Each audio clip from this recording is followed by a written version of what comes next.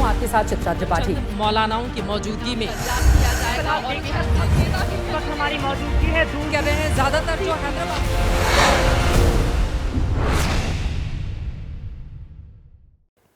Orient Bell tiles studio से आप देख रहे हैं एबीपी न्यूज। नमस्कार, एबीपी न्यूज पर सभी दर्शकों का बहुत बहुत स्वागत है। आपके साथ मैं हूं चित्रा त्रिपाठी। कल के अखबार के पहले पन्ने की सुर्खियां आज हम आपको इस शो में दिखाने वाले हैं। तो आइए शुरू करते हैं आज का जनहित। सबसे पहले देखते हैं खबरों का मेन्यू। सड़क पर नमाज, क्या खत्म होगा रिवाज? कल रमजान का आखिरी जुमा है। यूपी के कई जिलों में प्रशासन ने सड़क पर नमाज नहीं पढ़ने को कहा है। इसको लेकर सियासी विवाद कहां तक पहुंचा और क्या कुछ है प्रशासन के निर्देश में, जनहित में पूरी खबर रखेंगे आपके सामने। आगरा की पहचान पर महाघमासान, सीएम योगी के दिए बयान ने नई बहस शुरू कर दी है। जिस आगरा की पहचान ताजमहल से मानी जाती है, योगी ने कहा कि मुगलों से नहीं, वीर शिवाजी हैं आगरा की शान। पूरी खबर क्या है थोड़ी देर में रखेंगे आपके सामने। उधर सलमान को क्यों याद आए हैं भगवान, फिल्म के प्रमोशन के दौरान सलमान खान का बयान सुर्खियों में है। चर्चा इस बात की है कि एक घड़ी क्या सलमान खान की किस्मत बदलने जा रही है।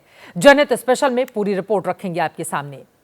उधर नीतीश कुमार आज फिर वायरल हो गए। एनडीए की मीटिंग में उन्हें सीएम का चेहरा मान लिया गया। अंदर की पूरी खबर क्या है? क्या नीतीश कुमार या उनकी पार्टी की ओर से कोई दबाव बनाया गया था? पूरी खबर विस्तार से जानेंगे। और ट्रंप को आंख दिखा चुके रूसी राष्ट्रपति पुतिन को लेकर बड़ी खबर आई है। खबर यह है कि पुतिन भारत आने वाले हैं। इंटरनेशनल सियासत में खलबली वाली पूरी की पूरी खबर थोड़ी देर में आपके सामने रखेंगे। इसके अलावा देश और दुनिया की तमाम बड़ी खबरें अगले 1 घंटे तक आप जनहित में मेरे साथ देखने जा रहे हैं। तो चलिए विस्तार से खबरों के सिलसिले की शुरुआत करते हुए। कल अलविदा जुमा है, लेकिन सड़क पर नमाज मना है। यह मनाही यूपी के संभल और मेरठ जैसे शहरों में है, लेकिन ऐसी ही मांग यूपी के चौहद्दी के पार कई राज्यों में हो रही है। प्रशासन की दलील है कि सड़क पर नमाज से ट्रैफिक का संकट खड़ा हो जाता है, जबकि मुस्लिम समुदाय के नेताओं का दावा है कि उन्हें परेशान करने के लिए ऐसा किया जा रहा है। सवाल यह है कि क्या सड़क पर नमाज मजबूरी है या फिर जरूरी है? आज यही है जनहित की हमारी कवर स्टोरी। 28 मार्च को अलविदा जुमा है, यानी ईद से पहले का आखिरी जुमा। लेकिन आखिरी जुमे और ईद के रोज सड़क पर नमाज पढ़ना सख्त मना है। मनाही की शुरुआत उत्तर प्रदेश से हुई तो ऐसी ही मांग दिल्ली में भी की गई, जो अब महाराष्ट्र होते हुए बिहार तक पहुंच गई है। फिलहाल सबसे पहले बात यूपी की, जहां सड़क पर नमाज की मनाही वाला ऐलान संभल में हुआ है। ईद और रामनवमी करीब है, ऐसे में जिले में पीस कमेटी की बैठक हुई और फिर पुलिस प्रशासन के ऐलान पर हंगामा मच गया। सड़कों पर किसी भी तरह की नमाज अदा करने की अनुमति नहीं प्रदान की जाएगी। छतों के ऊपर किसी भी तरह से नमाज अदा नहीं की जाएगी। जहां परंपरागत रूप से मस्जिद के अंदर, ईदगाह के अंदर नमाज अदा की जाती रही है, वहीं की जाएगी। इस मीटिंग में हिंदू, मुसलमान, एसडीएम और एएसपी के अलावा संभल के सीओ भी मौजूद थे, जिनका होली पर जनहित में जारी संदेश देश भर में वायरल हुआ था। अब की बार भी उन्होंने अपने अंदाज में भाईचारे पर सेवई और गुजिया वाला फॉर्मूला पेश किया है। आप यदि ईद की सेवैयां खिलाना चाहते हो तो आपको गुजिया भी खानी पड़ेगी। सड़क पर नमाज पर रोक का आदेश उत्तर प्रदेश के कई जिलों में लागू है। मेरठ में तो नियम तोड़ने वालों के लाइसेंस और पासपोर्ट रद्द करने की चेतावनी तक दी गई है। अगर ऐसा कोई मुकदमा, क्रिमिनल केस किसी के खिलाफ दर्ज होता है तो पासपोर्ट और जो लाइसेंसेज होते हैं वो नहीं दिए जाते जब तक कोर्ट से एनओसी ना मिले। मेरठ में पिछली बार आदेश को ठेंगा दिखाया गया था। इस पर 200 लोगों के खिलाफ मुकदमा भी हुआ था। पुलिस प्रशासन इस बार भी मुरव्वत के मूड में नहीं है, जिससे मुस्लिम समुदाय नाराज है। नाराजगी उन नेताओं और राजनीतिक दलों में भी है, जिनके लिए त्योहार भी वोट बैंक पुख्ता करने का मौका है। चंद 10 मिनट की नमाज पढ़ने से क्या किसी को कोई परेशानी है? और इस चीज़ के लिए अगर ये करते हैं तो यकीनन हम मशवरा कर करके मैं अपने वकील से मैं कोर्ट भी का दरवाज़ा खटखटाऊंगा। हमारी जो मजहबी आज़ादी है उसको छीनने का काम हो रहा है। कांग्रेस कह रही है, क्या इस तरह की पाबंदियां सिर्फ मुसलमानों पर ही लागू होंगी? तो सत्ताधारी बीजेपी का जवाब है, सड़क सबकी है, ऐसे में बंदिशें भी हर धर्म पर लागू हैं। सारी पाबंदियां मुसलमान पे आपको आयद करनी है, करिए। या सिर्फ मुसलमान से ही एतराज होता है? किसी जगह दूसरों को भी तो एतराज होता होगा। ये सभी धर्मों पे लागू होता है कि कोई भी इस तरह से व्यवस्थाओं को बिगाड़े ना। चलिए अब दिल्ली, जहां बीजेपी के विधायक करनैल सिंह ने पुलिस कमिश्नर को चिट्ठी लिखी है, जिसमें सड़कों और सार्वजनिक जगहों पर नमाज पर रोक लगाने की मांग की गई है, जिस पर विपक्ष को ऐतराज है। दिल्ली के अंदर अब ये सहन नहीं होगा कि सड़कों पर नमाज पढ़ी जाए। आपकी मस्जिद के अंदर जब जगह है, छत पे जगह है, आप अव्यवस्था क्यों फैलाने की कोशिश कर रहे हैं? मकसद नमाज नहीं है, मकसद मुद्दों की राजनीति से हटके लोगों को डाइवर्ट करना है, भटकाना है, इसलिए ये लोग इस तरह की बात करते हैं। सड़क पर नमाज के विरोध में आवाज की परिधि यूपी और दिल्ली से दूर महाराष्ट्र तक पहुंच गई है। सत्ताधारी शिवसेना यहां भी इसी तरह की मांग दोहरा रही है, तो विपक्ष वाली शिवसेना सवाल उठा रही है। मैं अब मांग करूंगा मुंबई पुलिस से और महाराष्ट्र सरकार से कि इस ईद पे हमारे जितने मुस्लिम भाई हैं वो सभी या तो ईदगाह में जाके नमाज पढ़ें या मस्जिदों में नमाज पढ़ें। तो ऐसे सरकार की तरफ से आदेश जारी हो। एक तो उन्होंने जाहिर करना चाहिए कि उन्होंने आखिर हिंदुत्व छोड़ ही दिया, और नहीं तो ये सब नौटंकी है। नीतीश वहाँ बिहार में करके दिखाओ नहीं, एक तो उनको आप सौगात दे दो, नहीं तो बिहार में भी कहो कि हम नमाज नहीं पढ़ने की, कुछ तो करो। उद्धव ने बिहार का नाम लिया तो अब वहां से उठी आवाज को सुनना भी जरूरी है। जेडीयू तो नहीं, लेकिन बीजेपी कोटे के मंत्री नमाज के लिए सड़क के इस्तेमाल पर आपत्ति जता रहे हैं। और नमाज पढ़ने के लिए तो उनका मदरसा है, उनका मस्जिद है, और ना कहीं जगह मिले तो कब्रिस्तान में इतना बड़ा जगह घेर कर रखे, वहाँ जाकर नमाज पढ़िए। रोड है चलने के लिए। सड़क पर नमाज के पक्ष और विपक्ष में राजनीतिक ही नहीं, धार्मिक बयानबाजी भी हो रही है। मौलाना कह रहे हैं जगराते और कांवड़ यात्रा भी तो सड़क पर होती है, फिर नमाज से कैसी दिक्कत? जगराते भी सड़क पे हुए हैं, कांवड़ यात्रा भी सड़क पे निकलती हैं, जितने भी हिंदू धर्म के त्यौहार हैं उनके जुलूस निकलते हैं या सिख धर्म के निकलते हैं, वो सब सड़कों पे तो निकलते हैं। किसी मुसलमान ने आज तक कोई कंप्लेन किसी के खिलाफ नहीं की। सड़कों पे अगर असुविधा हो रही है, वहाँ पर कुछ हो रहा है तो वहाँ पर वो भी नहीं होना चाहिए। उसके लिए सबके अपने स्थल है, पूजा स्थल है। मुसलमानों का मस्जिद है, हिंदुओं का मंदिर है, वो अपने मंदिर में करें या मस्जिद में करें। अब सवाल ये कि क्या वाकई अब की बार मुस्लिम समुदाय सड़क पर नमाज से तौबा करेगा या फिर पुराना सिलसिला जारी रहेगा? और क्या इस तरह की पाबंदियां बिना धार्मिक भेदभाव के लागू होंगी? क्योंकि ये सवाल विपक्ष पूछ रहा है। वैसे सड़क पर नमाज को लेकर विवाद कोई नया नहीं है, कई सालों से ये विवाद चला आ रहा है। 2017 में जब योगी आदित्यनाथ यूपी के सीएम बने, उसके बाद से उत्तर प्रदेश में सड़क पर नमाज को लेकर सख्ती हुई। जगह जगह जिला प्रशासन ने रास्ता रोके जाने की शिकायत पर एक्शन लिया। अब इस बार 31 मार्च को ईद का त्योहार है और कल रमजान का आखिरी जुमा। ऐसे में प्रशासन के कुछ जगहों से जो आदेश आए हैं उस पर सियासत हाई है। मेरठ में सड़क पर नमाज पढ़ने पर केस दर्ज होगा। मेरठ में प्रशासन पासपोर्ट और लाइसेंस रद्द कर सकता है। संभल में सड़कों या छतों पर नमाज की अनुमति नहीं है। संभल में लाउड स्पीकर की इजाजत भी नहीं है। वैसे तो सड़क पर नमाज का विरोध दिल्ली और महाराष्ट्र में भी हो रहा है, लेकिन ज्यादा विवाद उत्तर प्रदेश में है। अब सवाल यह है कि प्रशासन ने जो आदेश दिए हैं, क्या वो आदेश बिल्कुल ही गलत है? पूजा पाठ इबादत की वजह से किसी को दिक्कत नहीं होनी चाहिए, यह निहायत ही निजी मसला है। लेकिन जब बात वोट बैंक की हो तो निजी कुछ भी नहीं रह जाता। सड़क जनता के लिए है, आम लोगों के लिए है, चलने के लिए है। ऐसे में सड़क पर जाम लगाकर, रास्ता बंद करके किसी तरह का कोई भी आयोजन सही नहीं माना जा सकता। इसीलिए प्रशासन की बात को मानने में कोई बुराई नहीं है। लेकिन संभल के प्रशासन ने छत पर नमाज को लेकर जो गाइडलाइन तय की है वो ठीक नहीं। हो सकता है संभल प्रशासन को लगता हो कि भीड़ की वजह से किसी तरह की कोई घटना को अंजाम दिया जा सकता हो, क्योंकि संभल तो वैसे भी संवेदनशील शहरों में से है। अभी यहां होली पर ही विवाद हो चुका है। पिछले साल तो खैर जो हुआ वो आपकी जानकारी में है ही। सड़क पर नमाज का जो लोग विरोध कर रहे हैं, उनको आईना दिखाने के लिए दूसरा पक्ष कांवड़ यात्रा का भी जिक्र कर रहा है। उनका कहना है कि तब भी तो रास्ते बंद होते हैं, तब तो फूल बरसा दिए जाते हैं। फिलहाल हम तो यही कहेंगे कि त्योहार कोई भी हो, शांति और सद्भाव के साथ मनाया जाए। किसी को असुविधा ना हो, इसका पूरा ख्याल रखा जाए। प्रशासन का काम सुरक्षा देना है, शांति से त्योहार को संपन्न कराना है। प्रशासन को उसके लिए ध्यान दिए जाने की जरूरत है। सड़क पर नमाज बंदी के बाद बात नवरात्र में चिकन मटन की बंदी पर। ये मांग सड़क पर तो होती ही रही है, लेकिन आज सदन के अंदर भी उठी है। ये मांग दिल्ली विधानसभा में उठी, जहां बीजेपी विधायकों ने चैत्र नवरात्र के 9 दिनों में मांस मछली की दुकानों पर तालेबंदी की मांग की है। और इतना ही नहीं, इस मांग का दायरा दिल्ली को पार कर यूपी और एमपी तक जा पहुंचा है। मीट की दुकान पर सियासी घमासान किस तरह से छिड़ गया है, अब वो देखिए।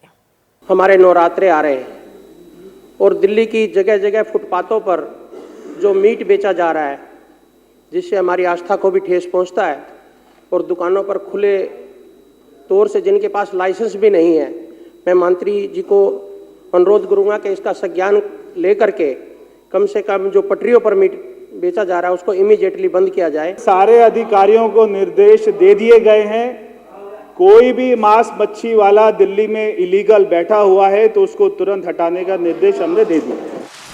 नवरात्रि करीब है, ऐसे में मांस मछली की दुकानों पर तालेबंदी की मांग जोर पकड़ रही है। इसके लिए हिंदूवादी राजनीति के पैरोकार सड़क से लेकर सदन तक आस्था का हवाला दे रहे हैं। छोटी छोटी दुकानें हैं, मीट की दुकानें, वो खुलेआम मांस बेचते हैं पीडब्ल्यूडी की सड़कों में, और बेड़ धड़ल्ले से उनको कोई रोक नहीं है, कोई टोक नहीं है, और जिससे यातायात में दिक्कत तो होती है पर आसपास के जाने वाले लोगों को भी दिक्कत होती है। सारे सदस्यों से कहना चाहता हूं कि आपके यहाँ पे जितने भी इंक्रोचमेंट है हमको लिखित रूप में दें, सारे के सारे सदस्य दें, और जब भी इंक्रोचमेंट ड्राइव हो तो वहां पर खड़े होकर हमारा साथ दें। दिल्ली में पटपड़गंज से विधायक चुने जाने से पहले भी रविंद्र नेगी नवरात्रि में चिकन मटन की दुकानों को बंद कराने की मुहिम चला चुके हैं। जी सर। तो यहाँ पे यार अपने नाम लिखो पहले। सर ये लग रहा था, मैं क्या लगा? क्या लगाओ? बढ़िया सर, क्या लगाओ? गुड्डू भाई लिखो पर यहाँ पे, बिल्कुल भाई, बिल्कुल साफ नाम लिखो। नाम नहीं लिखोगे तो जमा हो जाएगी जल्दी। लेकिन अब तो खुद सत्ता में है, ऐसे में इस बार चैत्र नवरात्रि से पहले मांस, मुर्गा और मछली अंडा बेचने वालों पर कानूनी डंडा चलाने की आवाज मुखर है, जिसे विपक्ष नौटंकी बता रहा है। भाजपाइयों के भी तो तमाम रेस्टोरेंट हैं जहां मीट मुर्गा सब बिकता है, बंद करा दोगे? कराओ बंद। खाली गरीब की ठेलियां तोड़ के बहादुर बनना है इनको। अरे भाई हिम्मत है, केएफसी बंद कराओ। यहाँ इतनी एम्बेसीज हैं, मोदी जी को बोलो सारे एम्बेसी में बंद कर दें। विपक्ष चाहे जो कहे, बीजेपी वाले अपनी धुन में मगन हैं। अब जरा यूपी के हापुड़ का ये वाकया ही देखिए।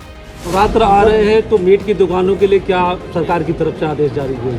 नवरात्रों में निर्देश आया क्या? निर्देश आया? सवाल मंत्री जी से पूछा गया तो जवाब खुद देने के बजाय उन्होंने इसे डीएम एसपी की तरफ पास कर दिया। इस पर एसपी साहब जवाब दे ही रहे थे कि मंत्री जी तपाक से बोल पड़े। सामान्य रूप से मंदिर के आसपास और ये जो भी है इस रास्ते में बंद कराइए, उसको बंद कराइए। 9 दिन में नवरात्रों में कोई मीट की शॉप नहीं खुलेगी। नवरात्रि में मांस बंदी की मांग की राजनीतिक मुहिम मध्य प्रदेश भी पहुंच चुकी है। यहाँ बीजेपी वाले भी दिल्ली और यूपी की तर्ज पर 9 दिनों तक चिकन मटन की दुकानों को बंद करने की मांग कर रहे हैं, तो कांग्रेस ऐसी मंशा पर सवाल उठा रही है। अब हिंदुओं ने रिक्वेस्ट की है, करो आदर, जाओ इमामों को समझाओ, सबको बताओ। अगर 7-8 दिन मांस नहीं खाएंगे तो कौन से धरती पे नहीं रहेंगे। खाने पीने की आज़ादी है, स्वेच्छा का क्या मतलब है? जो मांस की दुकान लगाने वाला एक बड़ा तबका है वो सिर्फ और सिर्फ मुस्लिम समुदाय का नहीं है, ये बहुत स्पष्ट है। क्या आप उनके घर नहीं चलाने देंगे? वो सुबह से रात तक कमाते हैं, तब जाके उनके घर में खाना बनता है। जबकि कारोबारी इसे माहौल बिगाड़ने की कोशिश करार दे रहे हैं। अब इसके पीछे सचमुच पक्की आस्था है या फिर कच्ची राजनीति, ये तो नेता ही जाने। बात राणा सांगा की। समाजवादी पार्टी के सांसद के बयान के बाद उठा तूफान थमने की बजाय और तेज हो गया है। राजपूत समाज ने बयान को अपमान से जोड़ दिया, लेकिन सांसद रामजी लाल आज भी अपने बयान पर कायम रहे। आगरा में उनके घर पर हमले के बाद अब रामजी लाल सुमन के खिलाफ करोड़ों के इनाम का ऐलान भी हो रहा है, तो दूसरी ओर अपने सांसद के खिलाफ उठी आवाज को समाजवादी पार्टी दलितों के खिलाफ अत्याचार बता रही है।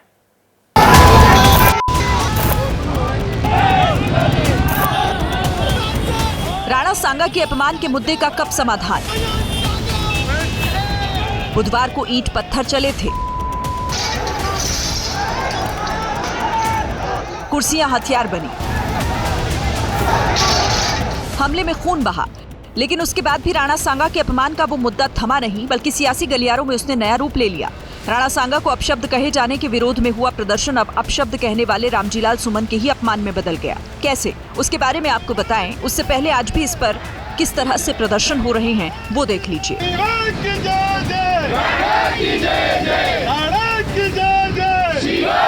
पहली तस्वीर राजस्थान के उदयपुर की है। वहां राष्ट्रीय राजपूत करनी सेना के लोग रामजीलाल सुमन के खिलाफ प्रदर्शन कर रहे हैं। तो दूसरी तस्वीर भीलवाड़ा की है, जहां राजपूत समाज सड़क पर उतरकर गुस्से का इजहार कर रहा है।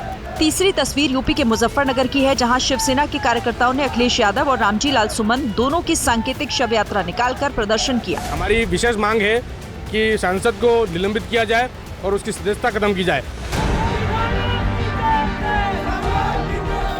तो इनसे इतर लखनऊ में भी एक विरोध प्रदर्शन हुआ, जहां अपना दल कमेरावादी की नेता और समाजवादी पार्टी के विधायक पल्लवी पटेल और उनके समर्थक रामजीलाल पर हमले के खिलाफ प्रदर्शन किया।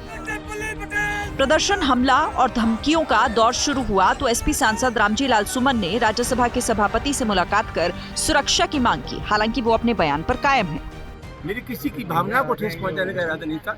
मैं किसी जाति मैं इस बात पर कायम हूँ कि बाबर को लेकर राणा सांगा आया। प्रशासन को जरूर चाहिए कि मेरी सुरक्षा, आपका और आपके घर की सुरक्षा करिए। निश्चित रूप से। लेकिन अब ये सारी बातें पीछे छूट गई हैं, बल्कि बयान के विवाद से उठे तूफान में अब राणा सांगा के सम्मान की बात करने वाले ही लपेटे जा रहे हैं। उन पर रामजीलाल सुमन के दलित होने के नाते घोर अपमान के आरोप लगाए जा रहे हैं। दलित होने की वजह से हमले के आरोपों की शुरुआत कल अखिलेश यादव ने शुरू की थी। आज समूची समाजवादी पार्टी उसी सुर, लय और ताल में है। बुलडोजर लेके आ रहे थे, लाठी डंडे तलवार लेके आ रहे थे, इसके बावजूद किसी को नहीं रोका गया। तो इसका क्या निष्कर्ष निकाला? वहाँ आगरा में उनकी प्रेजेंस थी और उनकी प्रेजेंस के रहते इस तरह की बड़ी घटना हो जाए, ये जंगल राज है, अनुसूचित जाति के लोगों के अपमान है। राणा सांगा के अपमान पर प्रदर्शन और हमले को जब दलित अपमान का लबादा पहनाया गया तो यूपी सरकार ने रामजीलाल सुमन के बयान को समाजवादी पार्टी की सोची समझी स्क्रिप्ट का हिस्सा बताने के साथ साथ सनातन विरोधी कहने में देर नहीं लगाई। ये तो सोची समझी रणनीति के तहत हो रहा है, क्योंकि रामजीलाल सुमन जी पुराने नेता हैं। उन्होंने सदन में कभी ऐसे बयान नहीं दिए। तो जो विपक्ष चाह रहा था आगरा में कि जाति के बीच में लड़ाई हो, इस तरह का आप बयान देंगे तो आपको तुरंत माफी मांगनी चाहिए थी। वो अलग बात है कि आप इस बयान के बाद माफी के भी काबिल नहीं बचे थे। अब ये जब देश का नौजवान इस भाषा को आपकी को सुनेगा और देखेगा तो आक्रोशित नहीं होगा। राणा सांगा के अपमान वाले बयान का तूफान उठकर बहुत दूर तक निकल गया। फिरोजाबाद में अखिल भारतीय क्षत्रिय महासभा ने रामजीलाल सुमन के खिलाफ एमपी एमएलए कोर्ट में अपील की है। कोर्ट ने बयान दर्ज करने के लिए 22 अप्रैल की तारीख दी है। तो दूसरी तरफ कल रामजीलाल सुमन के घर के बाहर प्रदर्शन करने वाली करनी सेना के लोगों ने पत्थरबाजी और उपद्रव के लिए उल्टा रामजीलाल सुमन के घर वालों और समर्थकों पर आरोप लगाते हुए दोबारा फिर तैयारी के साथ लौटने की धमकी दी है।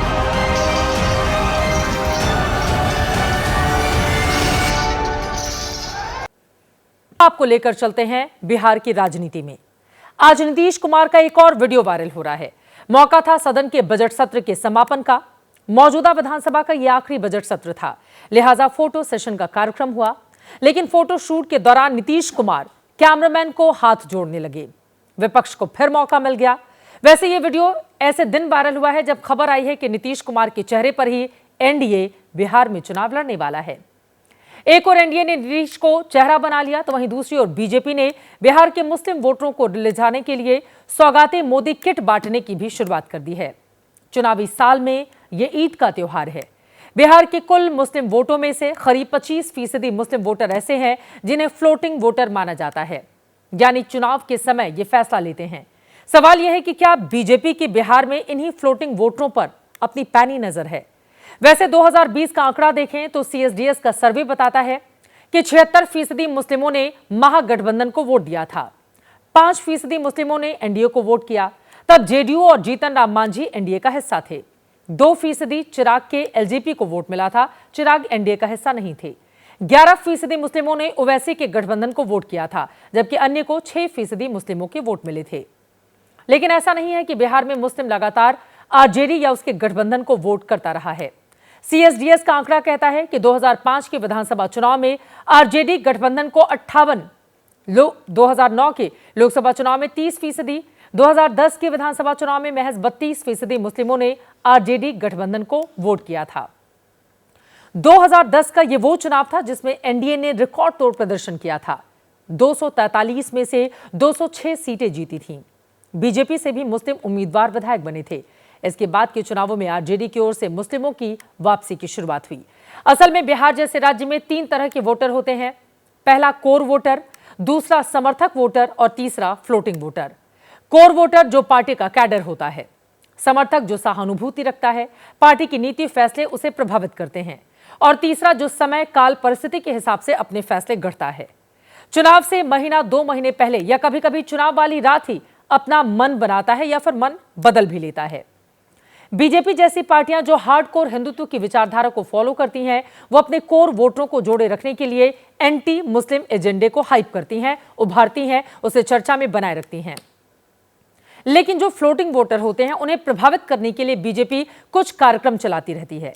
माना जाता है सौगाते मोदी और स्नेह यात्रा जैसे कार्यक्रम उसी का एक हिस्सा हैं।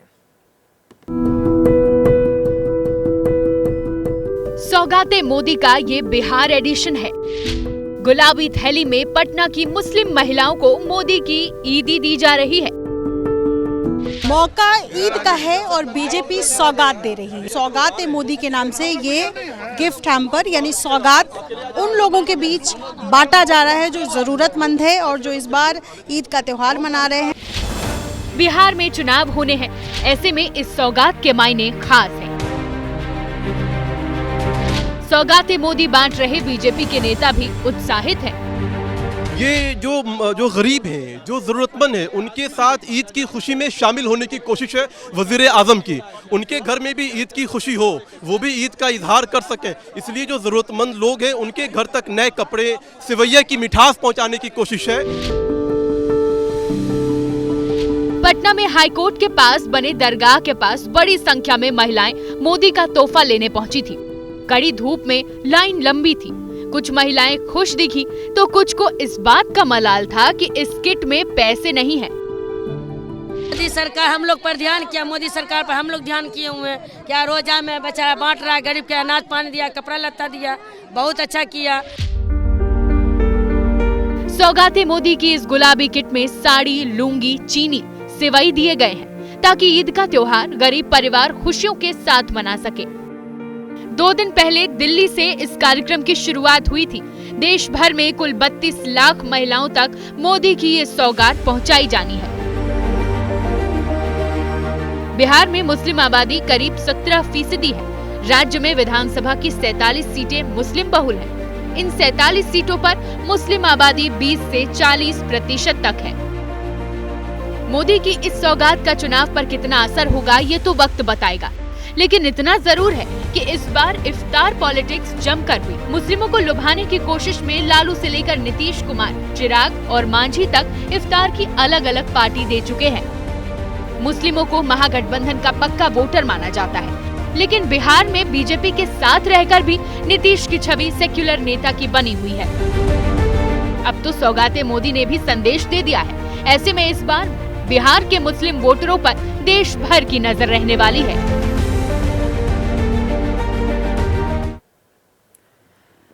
अब बिहार के मुसलमान जाएंगे किस ओर, इस पर लगातार हमारी नजर बनी रहेगी। आगे बढ़ते हुए बात न्यायपालिका के अंदर पनपे असंतोष की।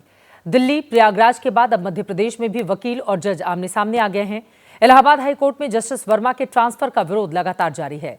उधर मध्य प्रदेश हाईकोर्ट में भी एक वकील ने महिला जज पर सवाल उठाते उठाते न्यायपालिका को ही कटघरे में खड़ा कर दिया।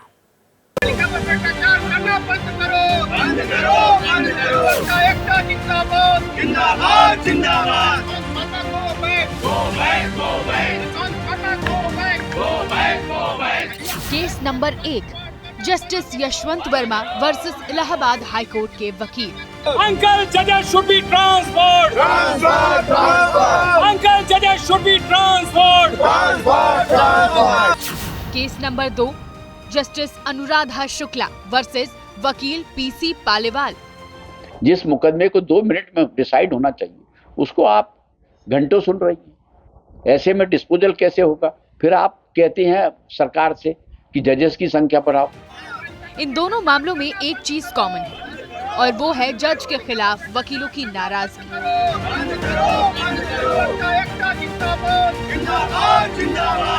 सबसे पहले जज वकील विवाद के नए नवेले मध्य प्रदेश चैप्टर की बात करते हैं। जबलपुर में वकील पीसी पालीवाल ने कोर्ट के अंदर दिल्ली के कैश कांड का जिक्र किया। हाईकोर्ट की सीटिंग जज अनुराधा शुक्ला पर सवाल उठा दिए। नाराज जज ने भारत के मुख्य न्यायाधीश को अपना ऑर्डर भेज दिया।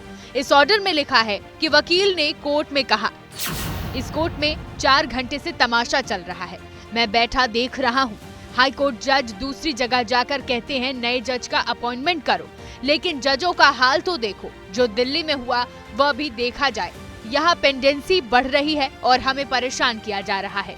मैं आज शाम को जाकर मोहन यादव को बोलता हूँ, ये केस 20 बार लग चुका है। अब वकील पर अवमानना की कार्रवाई की मांग की गई है। वकील ने भी अपने गुस्से की वजह बताई। उसमें नीचे की कोर्ट से सेशन जज साहब के यहाँ से ही ऑलरेडी बेल ग्रांट हो चुकी थी। उन मुकदमों को सुनने में मैडम को लगभग 4 घंटे का समय लगा। तो इसीलिए मैं उनसे बोला था कि मैडम मैं भी 4 घंटे से देख रहा हूँ आपका ये, जिस मुकदमे को 2 मिनट में डिसाइड होना चाहिए उसको आप घंटों सुन रहे हैं।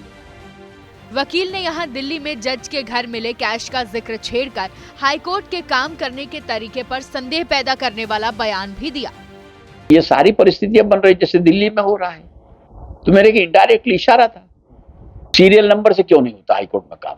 तो हाईकोर्ट में आजकल परंपरा है, पिक एंड चूज टाइप का बात हो रही है।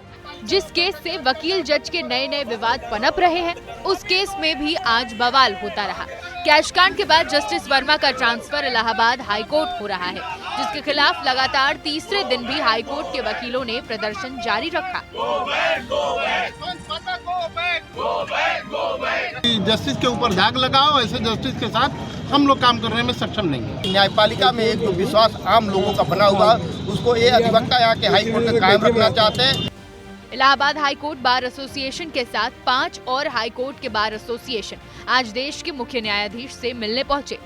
वकीलों के मुताबिक सुप्रीम कोर्ट ने जस्टिस यशवंत वर्मा के ट्रांसफर रोकने वाली मांग पर गौर करने पर सहमति जताई है। न्यायपालिका के अंदर मची खींचतान को जल्द से जल्द सुलझाना होगा, क्योंकि जज और वकीलों के बीच के विवाद को आम जनता भी देखती है। उनके मन में कहीं ये बात ना आ जाए कि जिस कोर्ट में वो अपनी समस्याएं सुलझाने जाते हैं, वही इस वक्त आपसी विवाद में उलझा हुआ है, तो वहाँ क्या न्याय मिलेगा।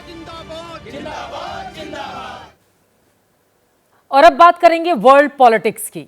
आज वर्ल्ड पॉलिटिक्स की सबसे बड़ी खबर यह है कि रूस के राष्ट्रपति व्लादिमीर पुतिन भारत आने वाले हैं। आज रूस के विदेश मंत्रालय ने इस खबर की पुष्टि कर दी है।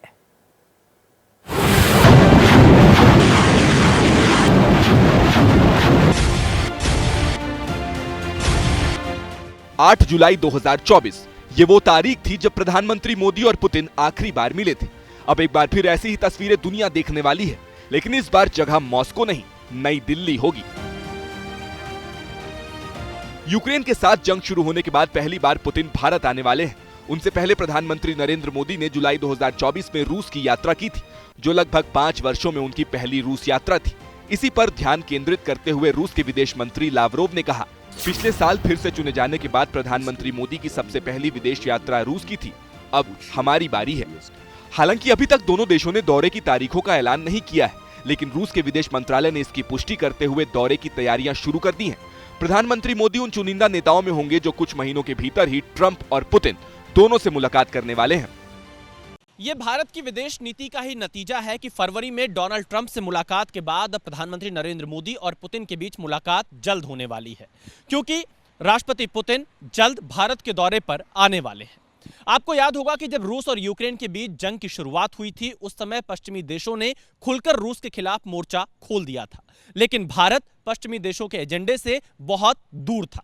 भारत ने सिर्फ और सिर्फ शांति पर बातचीत की, इसीलिए भारत और रूस के रिश्तों को और ज्यादा मजबूती मिली। भारत के साथ बरसों से मजबूत संबंध रखने वाला रूस सुरक्षा, व्यापार और अर्थव्यवस्था में हमारा साथ देता है। पुतिन खुद प्रधानमंत्री मोदी के कायल हैं। First of all, let me say that the relations between Russia and India are consistently developing in all the areas, and the main guarantor for that is the policy led by Prime Minister Modi, His Excellency. is one of the politicians of the global scale that I was talking about. प्रधानमंत्री मोदी और Putin की जुगलबंदी ने भारत और रूस के रिश्तों को आज भी कायम रखा है। और अब आज का जनहित मंत्र। अन्याय करना अपराध है तो अन्याय पर मौन रहना भी अपराध है। मार्टिन लूथर किंग ने कहा था, अन्याय का कोई भी रूप हर तरह के न्याय के लिए खतरा है। इसलिए अन्याय के खिलाफ बोलना भी जरूरी है। बोलिए, खुद से न्याय कीजिए। इसी के साथ जनहित में आज के लिए बस इतना ही।